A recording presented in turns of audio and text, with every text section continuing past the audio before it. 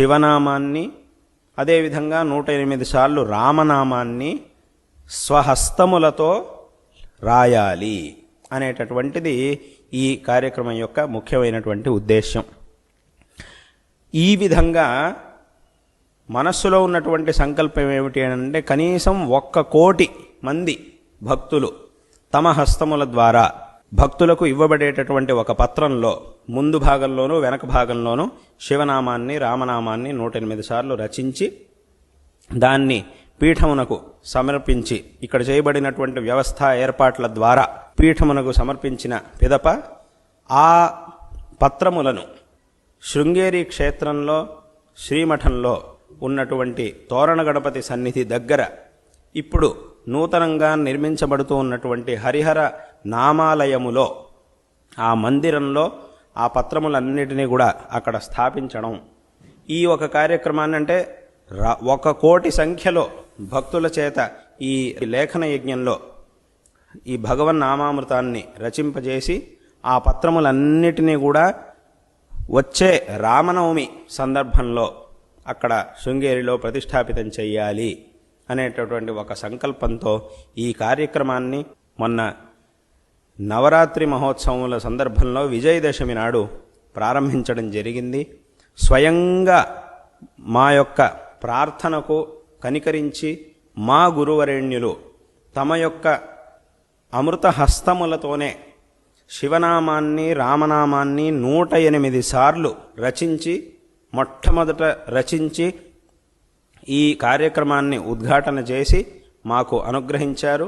తదనంతరం అన్ని చోట్ల విస్తారముగా భక్తులందరికీ కూడా ఈ పత్రాలను ఇవ్వడం జరుగుతూ ఉన్నది. భక్తులందరూ కూడా ఇప్పటికే ఎన్నో వేల మంది, లక్షల మంది దీంట్లో పాల్గొంటూ ఉన్నారు. పాల్గొని అత్యంత భక్తితో ఈ పత్రాలని రచించి ఇస్తూ ఉన్నారు. ఈ కార్యక్రమం విశేషంగా జరుగుతూ ఉన్నది. భక్తులందరికీ చెప్పవలసినటువంటి ఒక విషయం ఏమిటంటే, ఈ కార్యక్రమంలో దేంట్లో అయితే ఈ భగవన్నామాన్ని రచించాలో ఆ పత్రములని భక్తులకు అందజేసేటటువంటి ఒక ఏర్పాట్లని చేయడం జరుగుతూ ఉన్నది.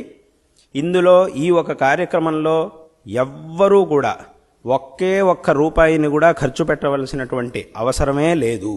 అటువంటి ఒక కార్యక్రమం ఇది. అయితే 1 రూపాయి కూడా ఖర్చు పెట్టవలసినటువంటి అవసరం లేదు అంటున్నారు కాబట్టి ఇంకేమీ అడగబోము అని మాత్రం ఎవరు అనుకోకూడదు. రూపాయి అంటే అది డబ్బు. డబ్బు కంటే కూడా విలువైనటువంటి వస్తువు మనిషి దగ్గర ఒకటి ఉన్నది, అదే సమయం.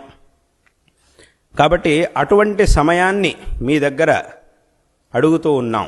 ఈ ఒక కార్యక్రమం కోసం ప్రతి ఒక్క భక్తుడు కూడా తమ యొక్క జీవితంలోంచి కేవలం ఒక 10 నుంచి 15 అథవా 20 నిమిషాల సమయం వరకు దీనికోసం కేటాయిస్తే సావకాశంగా 108 సార్లు మనస్సులో పరిపూర్ణమైనటువంటి శ్రద్ధతో భగవత్ స్మరణ చేస్తూ ఆ భగవన్నామాన్ని ఉచ్చరిస్తూ స్మరిస్తూ ఈ లేఖన యజ్ఞంలో పాల్గొనవచ్చు.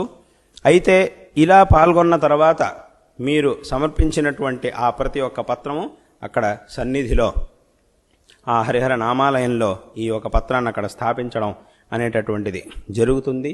కాబట్టి ఈ కొంత సమయాన్ని భగవంతుడు మనకిచ్చినటువంటి అమూల్యమైన వస్తువైన ఈ సమయాన్ని దీనికోసం కేటాయించి ఈ ఒక పవిత్రమైనటువంటి కార్యక్రమంలో అందరూ కూడా పాల్గొని శ్రీ శారదా చంద్రమౌళీశ్వరుల యొక్క మా గురువరేణ్యులైనటువంటి జగద్గురు శ్రీ శ్రీ భారతీ తీర్థ మహాస్వామి వారి యొక్క పరిపూర్ణమైనటువంటి కృపకు పాత్రులు కాగలరని ఈ సందర్భంలో మీ అందరికీ కూడా తెలియజేస్తూ మీ అందరికీ నారాయణ స్మరణ పూర్వకమైనటువంటి ఆశీర్వాదాలను తెలియజేస్తూ ఉన్నాం.